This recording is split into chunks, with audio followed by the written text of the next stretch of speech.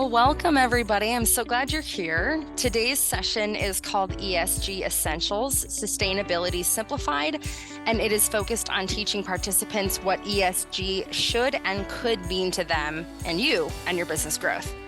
We offer these webinars monthly through Jumpstart, along with a variety of other programs, including our Blueprint program for startups and the Impact program and deep dive workshops for growing small businesses. Visit jumpstartinc.org/smallbiz to explore our services. My name is Lauren Smith-Petta. I'm the Director of Education here at Jumpstart, and I am delighted to be hosting with our expert today. Before I introduce her, though, a couple of housekeeping items. In your toolbar, you should be able to see an important communication tool at your disposal today, the chat feature. Christy and I will be closely monitoring the chat throughout, so please place your questions there. If a question is pressing and time sensitive, Christy may choose to address it at that time. If it can wait until the end, we'll have a formal Q&A at the end as well to cover anything left over. After today's session, you'll receive a brief survey via email. We appreciate your feedback as it allows us to continue to bring in experts like Christy to teach valuable lessons for free. All right, without further ado, allow me to introduce our presenter today, Christy Cook of InvestHER Strategies, a firm that helps entrepreneurs incorporate environmental, social, and governance practices to unlock capital, prepare for the future, and build more sustainable companies that help people and the planet thrive. With more than 20 years of experience, Christy is a strategic advisor for leaders working in sustainability at startups and small to medium-sized businesses. She went from creating sustainability solutions at one college campus to 8,500 sites in North America across 7 business sectors for the 19th largest employer, where she also developed the foundation for the largest food waste prevention program in the world. So as always with Jumpstart webinars, you are learning from the very best today. Christy, welcome. Awesome. Thanks, everybody. Great to be here. So excited to chat with you about this. Please use the chat feature. I'm going to be looking at my other screen today, asking you questions throughout. So thanks for the folks introducing themselves. I think that we've got a lot of people here from the Ohio area, but looks like we've got some folks even in Chile right now and Orlando, Florida. So that's great. So please use the chat feature. Couple of things I wanted to share with you today, just to get you started too, is obviously, you know, this is really targeted for some startups, some small businesses, tech, as we're talking about this. But my goal is to make sure that this information is valuable and actionable to you real time as you can do this. And I'll try to talk simply about some complex topics. I took many of your questions before. Some folks presented some questions to me before, so I've incorporated that into the chat or into the presentation today. So I hope that's going to be great. And I'll have a couple of files that I'll email to you, some tools and resources afterwards too. So before we get started, I want to see if your chat's working, if you can use your chat. I would love to see if you could give me on a scale of 1 to 10, with 1 being expert, 5 being, hey, I'm just getting started on ESG. Where do you land? Can I see some 1s, 2s, 3s, 4s, 5s show up in the chat? Oh, I even see a 7. All right, I gotcha. 0. Nice. I'm seeing some numbers coming in. There's some people out there. That's exciting to make sure folks are out there. Nice. All right. Oh, I see some 1s. Nice. I'm even recognizing some names in the chat. So that's outstanding. Okay, great. Thank you. So we're getting this going. I'm excited. So let's get going on this. Let's get started. So we talked about in the middle of this, what are we going to talk about today? When you leave, you're going to learn a little bit more about ESG. What's the regulatory landscape and why the heck does that even matter to you? Think about some impacts to ESG to your business, how to leverage that to actually help you increase your business and grow. And again, I took some of your questions, so we're going to take those today. And again, questions in the chat. So let's get started. When I talk about ESG, a lot of times I take folks through this journey of milestones. That includes the basics. We'll cover the basics today. We'll talk about implementing the essentials of some very action-based but entry-level starting points for you. We're going to skip over measuring the performance. That's a little advanced, but we're also going to talk about how you can communicate what's happening in your business that'll help you leverage that for your business and how to share that with your stakeholders.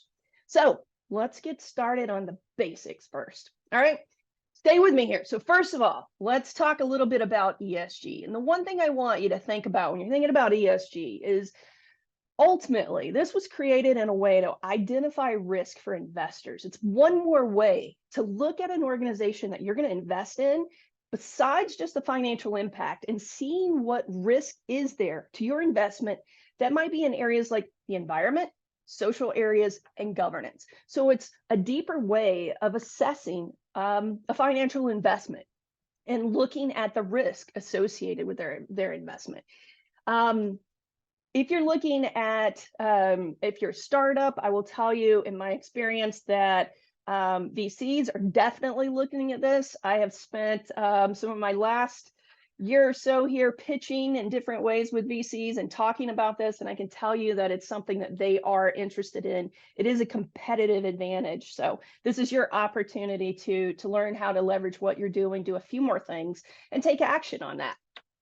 So that's a little bit about ESG. Now, I want to share with you, what are some of the risks? What does that look like for some companies? And here are a few that just came out just this month. And I'm using these as some examples to see what some risks are to businesses in the area of ESG. And one, just a couple of these, but the very top one is AT&T. Their shares fell because there's toxic lead in the cables. That is an environmental and a social human impact to their business.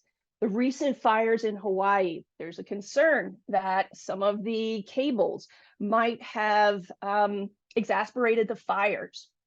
Another interesting one here is a tour operator. It's totally impacting their business because of the fires in Southern Europe. So they have less consumers that are going there for their holiday vacations. UPS, an example of increased heat. I know we felt that here in Ohio. We felt the impacts of the Canada wildfires here with air quality. But one of the things that UPS is doing is they're having to update their vehicles because of this extreme heat for their employees. They need new air conditioning. So those are ways that areas of ESG have impacted businesses, even just recently. So as you're thinking about that, it kind of gives you an idea of what that might look like for areas in your business. So with that in mind, though, let's talk about what are the big pushes and why are you feeling this? And there's some big pushes in the regulatory landscape. So something that's incredibly a big number here is 647% increase in regulations that have been introduced since 2011 from the previous decade. There's about 2,400 regulations that are out there right now. It's mostly, it's coming across. And so there's ability to understand and be prepared for that. And one way to think about that, let's kind of start at a global level and talk about what are these regulations. A lot of them that are going to be impacting you right now, what you're seeing and hearing is around climate disclosure. And climate is determined to be a material risk, which means it's going to impact your company financially in the short, medium, and long term if climate isn't addressed. In most of those ways, that is greenhouse gas emissions. Now, we'll dig into this. I don't want to get too technical, but I wanted you to have a little idea of what we're talking about. And again, so it's climate disclosure, and we're starting here at a global level. So this map gives you an idea of some regulations that's happening globally. And I want to start talking about the UK and the EU a little bit first, because that, in my experience, I've been watching this. I worked for the 20th largest employer in the world, and we really looked at all of these regulations and how it's going to impact our business. And what I've seen in that experience is that, we see implementation regulations happening in the EU and the UK, and then it starts to trickle over time into the US and then even states. And the reason for that, many reasons for that, but one is that you have a lot of companies. It's a global economy operating globally. So they have to comply, even if it's a US company, they might be complying with European regulations. And that then impacts us as it comes down. So if we think about that, what exactly is happening in the US? We've got this global pressure. Now, what's happening specifically in the US? And there are a couple of regulations to pay attention to. I've linked these in here so we can always stay up to date because it changes over time. But a couple to note: the SEC has a climate rule that it's likely to go into effect in 2023. There is a federal supplier rule that is out there around climate. We also have a couple of states implementing climate disclosures. So if you're working in the US, if you want to work with larger companies, you need to be prepared. And so let's think about this real quick. Hey, Christy, you're talking to me about Europe. You're talking to me about the federal government, the SEC. I'm just here in Ohio, or I'm in my state, I'm running my business. What does this mean to me? So let me ask you a question, and this is where I want you to hop back on the chat, okay?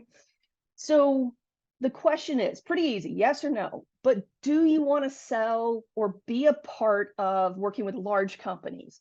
Do you perhaps already work with the federal government or want to work in the federal government? Are you working in these states? So if you could pop over to the chat, and I'm taking a look at it, I see some yeses. If you want to, it's a competitive advantage to think about where you might be working. What are these large companies looking at? Where do they want to work?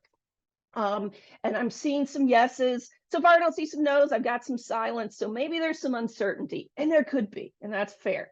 But let's talk about a little bit more, though, about why this matters to you, okay?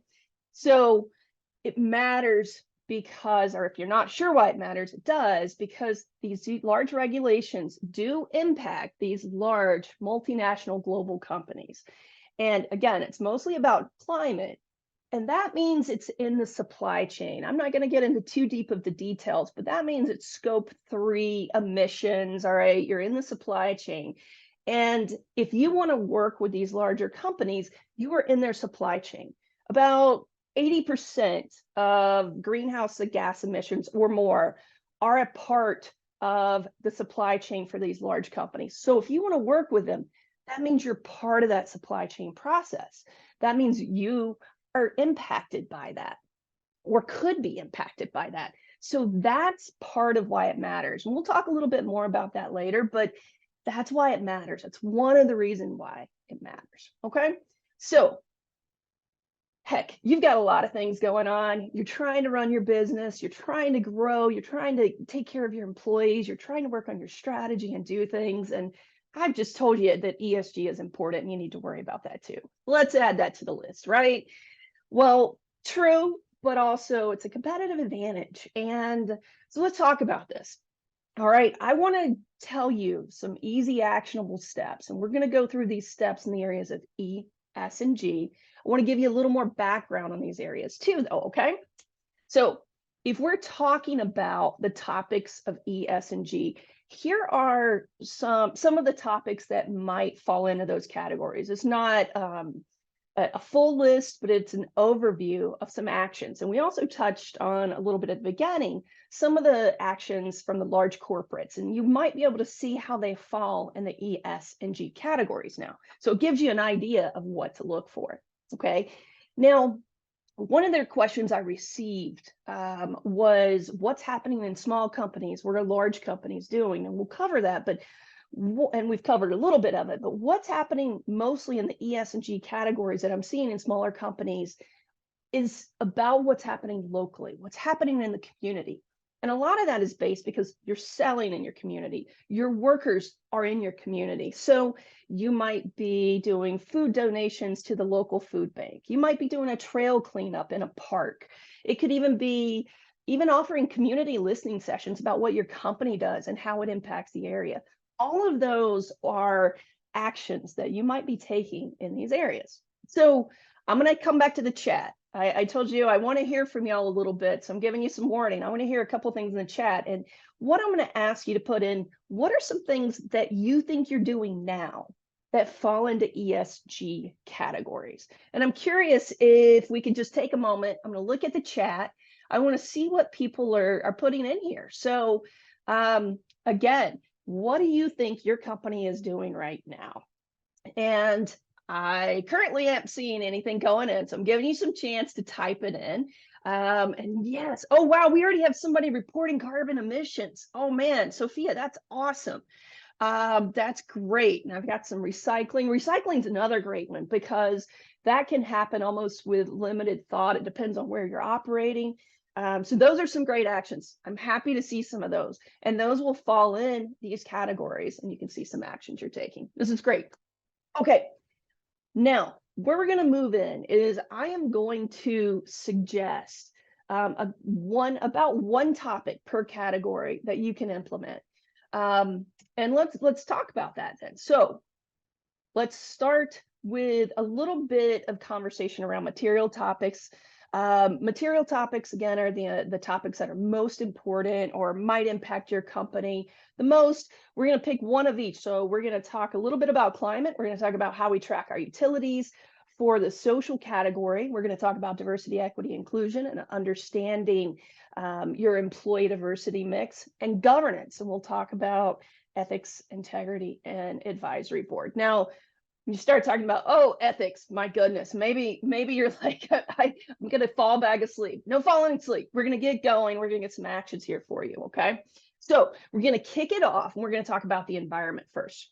Now, utility tracking might not sound like the most interesting thing in the world, but let me tell you why you want to do this. A lot of folks that are taking first steps, they're not actually even tracking anything right now. And once you start looking at this, it gives you an opportunity to impact multiple areas of the environment category with energy and natural gas and water, recycling, solid waste. And so it gets you on the path for that greenhouse reporting that you'll probably go down in the future. And it's a great first step. And another reason I like it, because I like looking at the impact of sustainability, ESG initiatives, but how they impact your business. If you start looking at your utility tracking, you might have a better sense of your overhead expenses, might help you budget in the future, understand when you're having your peaks and valleys of maybe I'm paying more in winter to heat an office or your home space, your home office or co-working, gives you an idea on cost controls. Also, return on investment. If you implement other practices that might impact your utility tracking, maybe you don't have recycling and you add it, or maybe you want to add composting, gives you an idea if you're looking at your expenses to see if you've had savings or increased costs. Also can let you know if there's any early issue detection issues because maybe rates went up, you weren't aware, but it gives you a good base level knowledge of somewhere to start.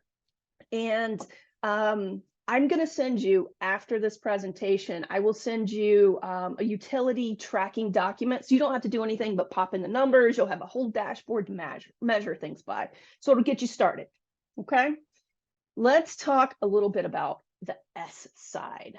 And the S, we're going to talk about diversity, equity, inclusion, and also look at your employee diversity mix.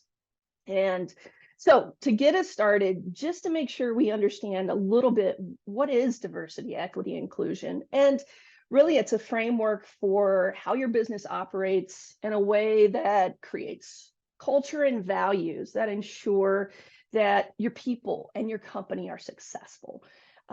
It's a way of looking at and thinking about your values, supporting people from diverse backgrounds and opportunities for all, creating an inclusive environment. So that's the high standard of where you want to move towards. And if you think about that again from the business lens, if you think about diversity, think about the representation of people in your company.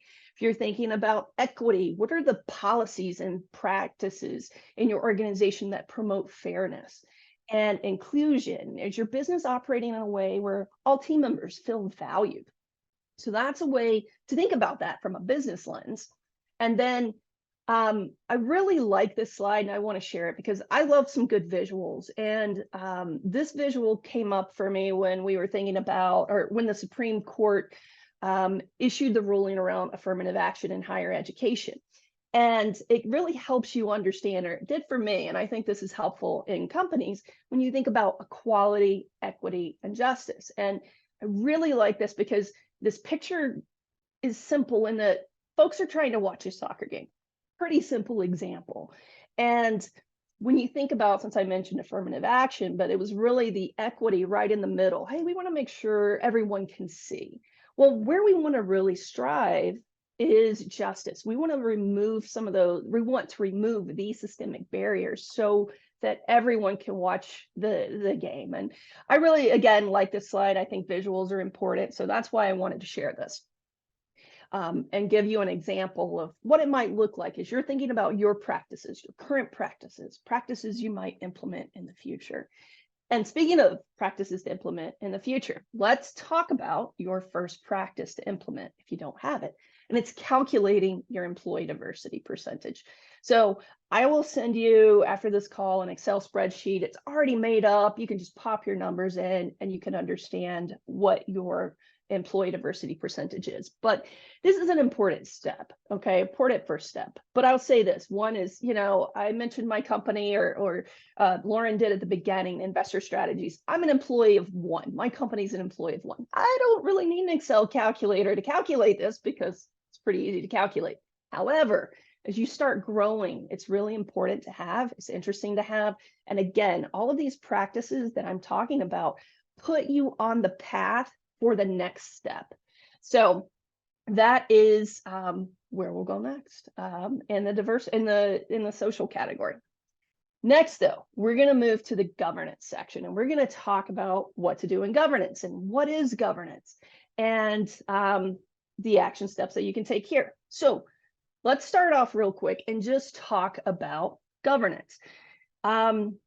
So governance really, again, is looking at, first of all, assuming that you've got some basic, the basic legal requirements. They're taking care of ethics, not trying to do anything super, to cover that legally, you need to be following the required laws.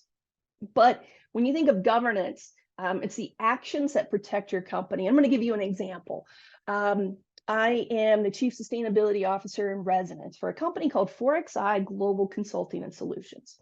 And just finished a project. And part of this project is I had to submit the paperwork about how many hours did I work on this project. And I submitted it to my colleague, Rob. And Rob reviewed it. He said, yeah, I think this is right. Hey, tell me why you did this. And once that's done, we communicate, we ensure that it's accurate. And then it goes to the next person within the organization to review, verify, and ensure the accuracy.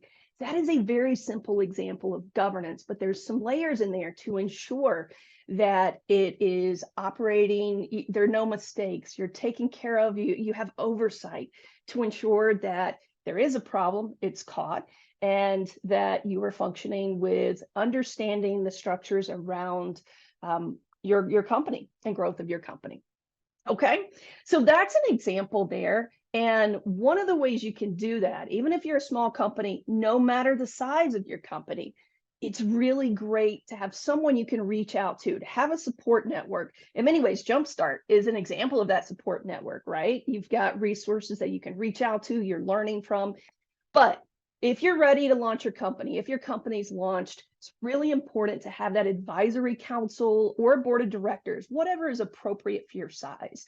And when you think about that, there's always someone you should depend on. Think about what are the gaps and opportunities of your current team.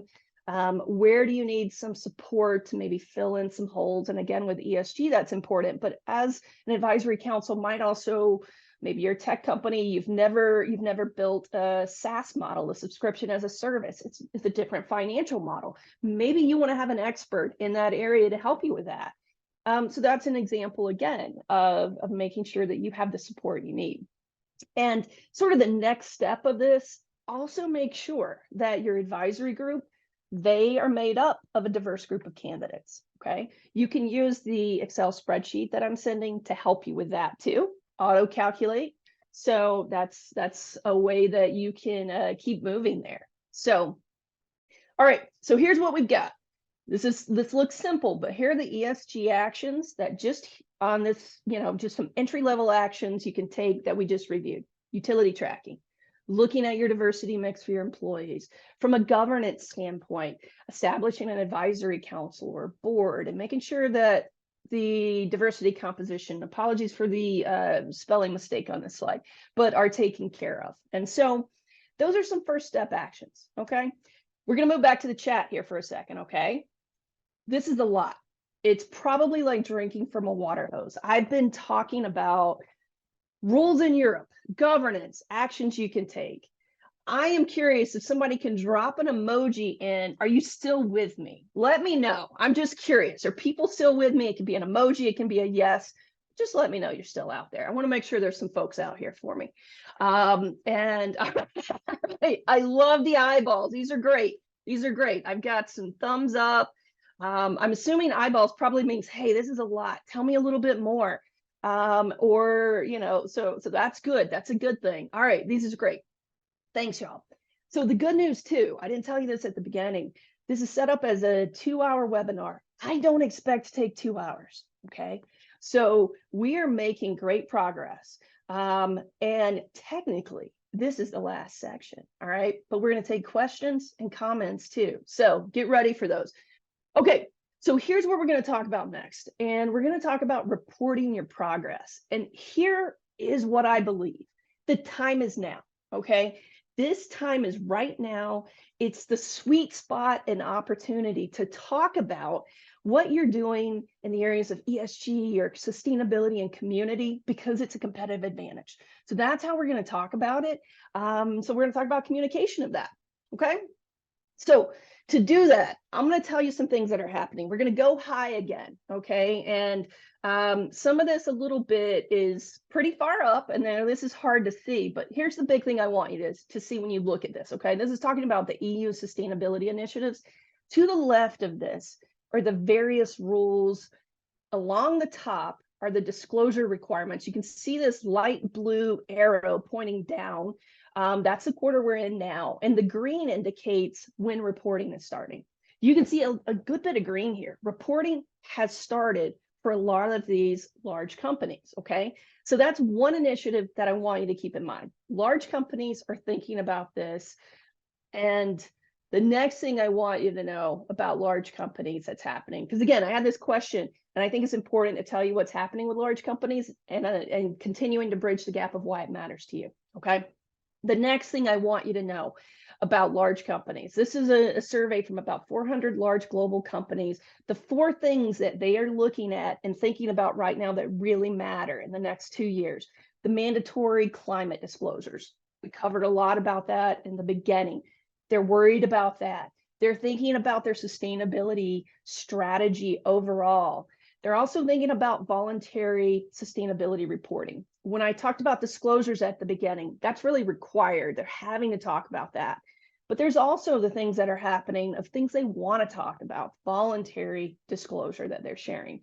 And then again, the last one is, and I think this is important because this is a strategic thought process. They're thinking about the ESG factors of how they make capital spending decisions. That's pretty major. So again, that's what large companies are thinking about that maybe you want to be working with and how you fit with them. Okay. They're also, though, they're spending money. Let's talk about that. These large companies are spending money. About 75% of these companies that are interviewed are specifically looking at putting their money into carbon management software because it's a lot going on with this. And 43% of firms are investing, increasing their spending by 25% from year over year. So again, why does this matter to you? This matters to you because you're in the supply chain, these large corporates, and you know, if you're getting started on this path of sustainability, I want you to think about and have a different lens of how ESG is impacting your business. And again, I think this is a unique opportunity. And it's a unique opportunity for a couple of reasons. And these are the business reasons, okay? Again, we mentioned about investors wanting to prioritize investing in companies that are making progress on ESG. They've made commitments and they have to ensure where they are allocating their funds can support those overall ESG commitments as well. we think about increasing revenue. It's not just from customers. These large companies, if they are not already, are going to be incorporating into their RFPs when they're looking to do work for, have business with others, incorporating new business, or retaining clients. They are going to be incorporating climate disclosure into how they make decisions of who they work with. Again, you've got regulatory compliance that will impact, that'll vary on the impact, but it's something to keep your mind on.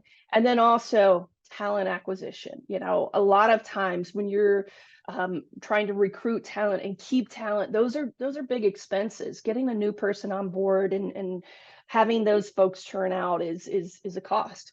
So being able to incorporate ESG practices into your business is an opportunity. So, all right, couple of other things I want to talk about. One of the other questions that we had is what is happening with regulations out there? And I'm sharing this with you too, because what we're talking about here is how you tell your story. And that's what we're framing towards, is it makes sense from a business standpoint of increasing business, retaining your clients, getting new employees, getting funding.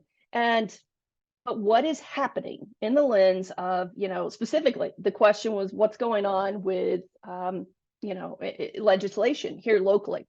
And I think the first thing that we need to just say is, yes, there are things happening, right? There is some pushback, and you can see some pushback in different ways of what it might look like. But ultimately, what we found is prohibiting people and entities from investing in ESG. It isn't popular. So right now, there are about 165 bills across 37 states that have been introduced. I think it's been in about the last year, maybe 18 months. 84 of those bills they're dead. They haven't continued. And that's been in 23 states. So about 50% of those bills that were introduced are dead. They did not move forward. In 18 of those states where legislation was introduced, no laws passed at all. So you have some pushback, but ultimately it's not that popular. Okay, but here's what you need to know. There's some conversations again with positioning.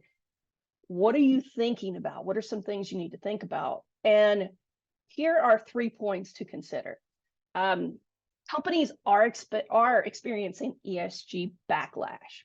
They expect it to increase in the next 2 years. But of that, about a third of the companies that are experiencing this, mostly it's on the E issues and the S issues.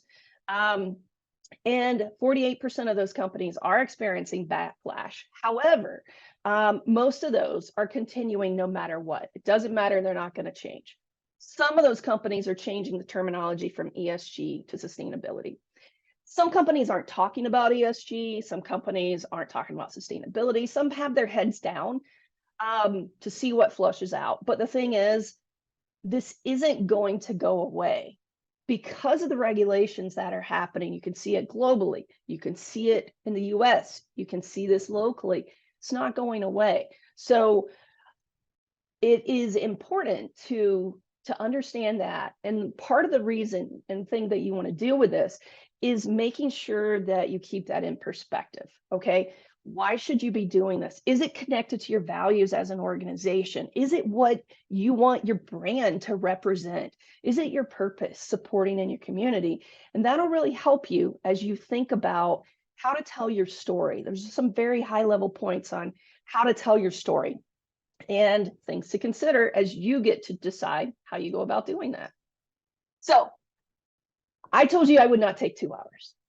We are not going to take 2 hours. But we are going to move to a point where if you have questions, I want you to ask them now, okay? I didn't get some good questions in between. And when I say good, I just didn't get questions. I got great feedback. You guys were awesome. But what we wanted to make sure that we took care of in this webinar was that do we have a better understanding of ESG? Did we understand these regulatory milestones? So I'm going to ask you one question up front too. At the beginning, we did a quick 1 through 5. What do you know? How do you feel your knowledge is? I'm going to ask you again to rate your knowledge of ESG. We went through this quick. I'm a fast talker, but 1 being expert, 5 being, hey, I'm just getting started. Where do you feel like you are now? Do you feel like you have just a little bit more information? I'm curious. And also feel free to put your questions in. Okay, I still see some 4s. That's fair, man. Thank you for that. And I don't think that 4 changed. I'm trying to remember. So we still got some 4s. I've got some okays. This means that you still have questions. Okay, so I would love to see what some of those questions are. And it's good to see some names on here, names I know, new names and old names. Now, I saw a question in the Q&A. Lauren, I might need your assistance, if you will, on those questions. I'd appreciate it. Yeah, you guys can put your questions in the chat. Julie, I asked you to put it in the chat, or you can raise your hand and ask your question. I can unmute you. So if you have questions, you can either raise your hand or pop your written question into the chat. Oh, and I think I see this. And hello, Julie. Yes. Do you want to chat, Julie? You want to give some context to your question? If you can see it, Christy, you're also welcome to answer it. I was just Okay. trying to get it all in one place for you. But if No, you can that's see it, perfect. that's fine. Yeah, that's perfect. Thank you. I found it. And Julie, you're welcome to pop out too, and ask your question. But the question is, all right, can you give some examples of backlash? Is it just greenwashing backlash? So I'm going to take this in a couple of ways. Let's talk about greenwashing real quick. Number one, greenwashing, what is it?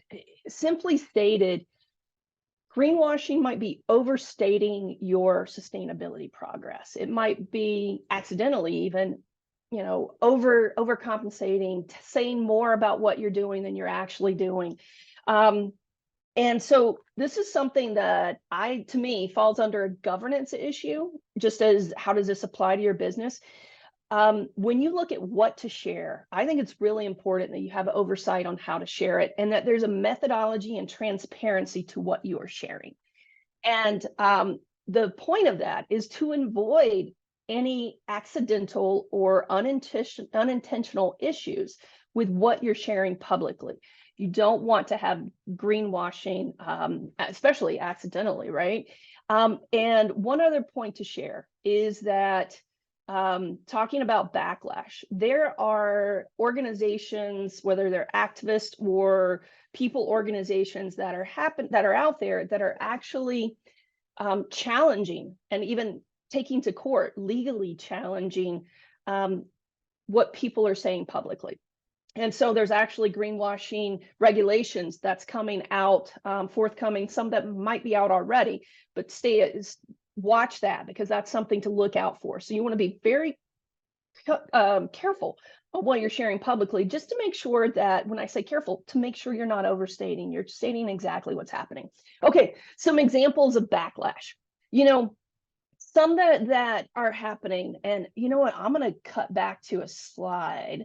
And so the screen's going to go crazy for a second, but I want to give you guys some examples real quick. And I'm going to talk through some of these that are happening on the screen.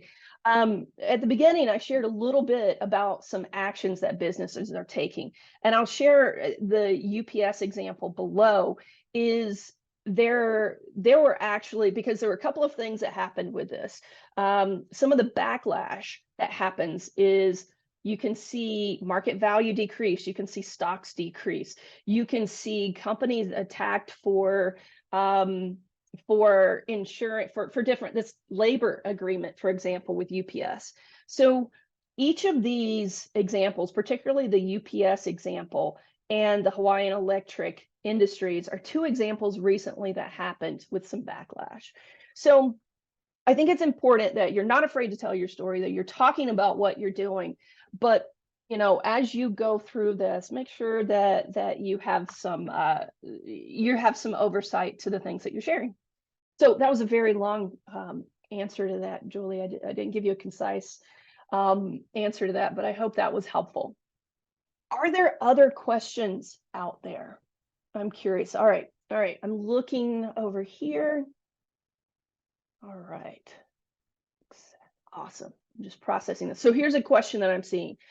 And you're welcome. I'm glad you appreciate the presentation. Happy to answer all these questions and do some more. But got someone working downstream in oil and gas industry. What kind of initiatives can they champion within their organization and industry to inoculate ESG, specifically the E part? Wow, oil and gas. That's a fun one, right? So that's climate. You're working on that. All right, oil and gas industries in the E. There's a lot. The biggest thing every time in E, no matter the industry, is people are going to talk about climate change, climate disclosure. So being able to talk about your carbon footprint, your carbon accounting, your carbon gas emissions, and being able to take action on that. So typically things that you can think about, even if you're downstream with oil and gas, in mining, I'm kind of lumping mining into that, and I don't know if that's appropriate or not in this answer, but it's really important to think about your energy sources, the vehicles you're using, alternative energy where you can. And I see you're talking about E. So again, social things I do want to say this, employee health and wellness is huge. Consumer health is huge in those areas. I just don't want to be remiss in talking about that. But again, when oil and gas, you're thinking about the impact to how you're doing business. Another thing is community impact. And, you often have byproducts of the industry that could get in groundwater or air pollution. While those are environmental factors, they impact the people around them. So that would be some things I would think about and look at. Okay, now we're going to look at another question, and feel free, again, if anybody has questions, I don't care if you pop out and you want to talk about this, we can do this. Another question that I see. All right. What are the differences you've seen in ESG implementation between the service industry and manufacturing? Great question. And how do B Corps fit in? Okay, B Corps are great. B Corps are B Corp is a certification that businesses can go through to really look at how they're doing business and the impacts of their business. It's building in things so much into the fabric of that company culturally. And so I will say, I can't put the link in right this second, it's not going to everyone, but B Corp has an assessment tool that you can complete first. So I would suggest a couple of things to start with. So interested in B Corp, it's incredibly valuable thing. Look at their assessment tool. You'll go through a pretty intense questionnaire process, but it'll take you through your business values, your mission, how you're treating your employees, what are the actions that you're taking. It'll give you a score and let you know if you could actually become a certified B Corp. And if nothing else, even if you don't want to become a certified B Corp, it's a really valuable tool that'll help you design your business in a way that's really powerful. Okay, so I got distracted by the B Corp, but I wanted to talk about B Corp for a second. And the differences between ESG implementation, the service industry, and manufacturing. Great question. So with manufacturing and the service industry, you have two often very different sets of business variables. In manufacturing, oftentimes you've got a large warehouse, you've got equipment, you've got workers, you've got increased purchases at times of your inputs going back to your utilities. And so that is one way to think about it. In a service industry, and I'm going to go back to tech of thinking about you, because part of what we're talking about here today is tech. And so if you think about tech, a lot of that can be remote. You can almost be anywhere. And that's also part of why these global regulations matter. Your customers can be anywhere, okay? But so when you're thinking about those two things, it's really important to think about the material issues. And those material issues, again, are what's most important to the company. And so for manufacturing, as I would think about that, climate change always, service industry is climate. Again, that's the go-to. But with manufacturing, you want to think about both of these. One more commonality between service and manufacturing, though, is the consumer. There's always an end user in the consumer. And let me give you an example of something that comes top of mind. IKEA. large global company, you put some of the, you go into this large store, you're going to buy this dresser that you're going to put in your bedroom and you're going to put your clothes in, or a bookshelf you're going to put books in. When they first started manufacturing those, there were no safety protocols on it. And you might recall that maybe a child would crawl up on it and the bookcase or the dresser would fall over. Now a safety measure is included that prevents the bookcase or the dresser from falling over and causing injury. That is an example of thinking about your product, your consumer, and ways of thinking about business that's slightly different. So again, I hope I touched on a few things there. Are there any trackers or platforms for small business around ESG? Great question. Tools or apps? Yes. So I mentioned B Corp. I think that's a really great one, and doing the assessment is free. So I always try to promote what's free first, just because I think it's great to get an understanding. And frankly, I found in my own business, when you are a small business, those pennies add up. Everybody has an app, or you have a software, you might do something different. So let's be fiscally conscious on this. There are over like 300 different ESG software platforms out there right now. It's probably even higher than that at the moment. Most of them are monthly subscription models. They're a SaaS business. I'll have to think and see. One doesn't immediately pop to mind of what I would suggest for you, but there are a number. So if anybody has a thought, I know there's some, from seeing a couple names, I know there's some experts out there that might have the answer to the question. And if they have one that's available for a small business, please pop it in. The one doesn't come to mind immediately at this moment. But I will tell you that the average price of software platforms right now in this area is about $25,000 a year.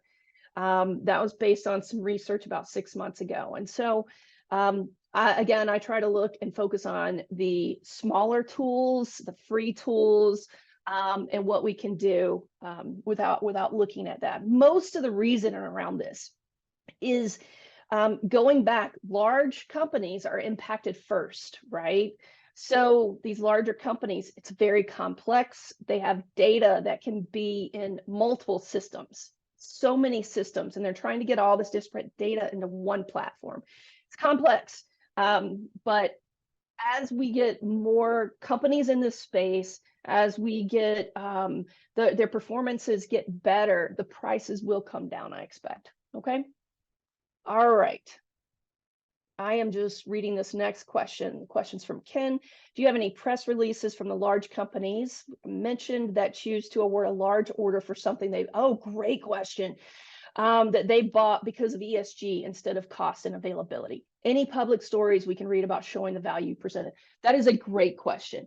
I did a lot of thought on, which percentages to include, which not, that really support this, because I think you can see this, you can see data to support almost any opinion right there. Okay.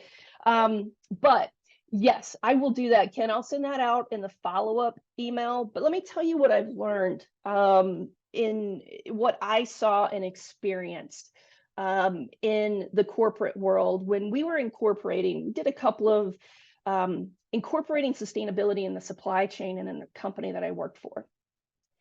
It is, and also selling our services to large companies in the area of healthcare, colleges and universities, business and industry.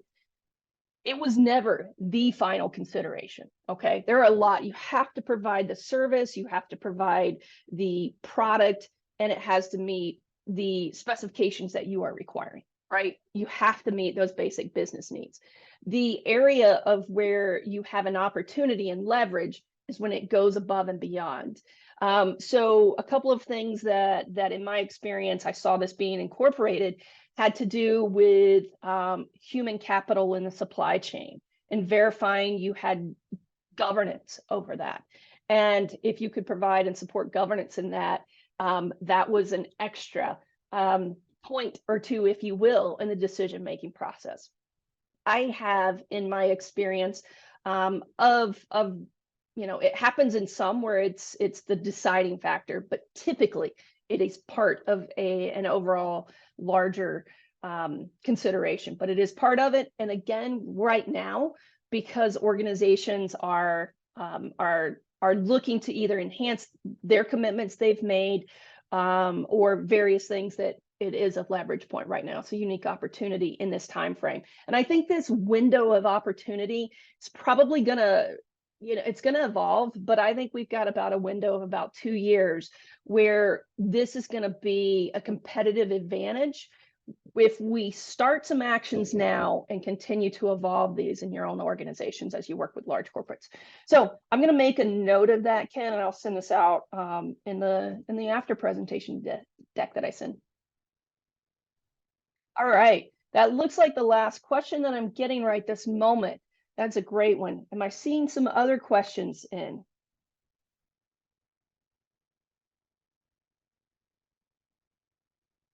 All right. Seeing it stand still for a second. That's good. All right. And I'm going to move towards the back of the presentation here real quick. And you are happy to still put some slides in. Please do. I appreciate that. But I think that if we don't have any more questions, then we can wind this down a bit. But please feel free to keep your questions coming if you want, because hey, this is your time. We've got this. But hey, if you want to learn more, feel free to email me, book a discovery call. We can chat.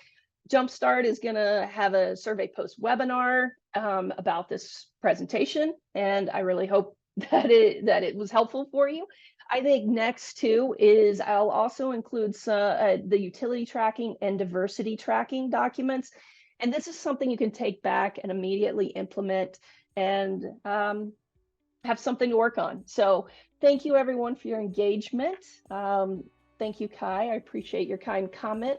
Lauren, anything else at this moment? You covered a lot of my bases. You mentioned the survey, so thank you for that. Thank you for putting your contact information up there. As you can tell, Christy is an incredible resource. So thank you so much for donating your expertise and your time and your wisdom today. I think you could fill a book with what I don't know about ESG, so I certainly learned a lot. A couple of super quick public service announcements, obligatory. Next Thursday, we have Pitch Cypher, a tech-focused pitch event about bringing together founders, creatives, and startup insiders over good music and drinks. It's always a good time. That's Thursday, August 31st from 6 to 9 at Muse Gastropub. Our next webinar is the 7 steps of a great sales process, and that's presented by HubSpot on Wednesday, September 6th from 12 to 1. You'll register the same way you did for this one. And that evening, we have the Cleveland Small Business Impact Showcase on September 6th from 5 to 8 at Browns Stadium. That's all I have. Thank you all so much, especially you, Christy, and for such a great audience for coming. And hopefully we'll see you next time. Have a great afternoon, everyone.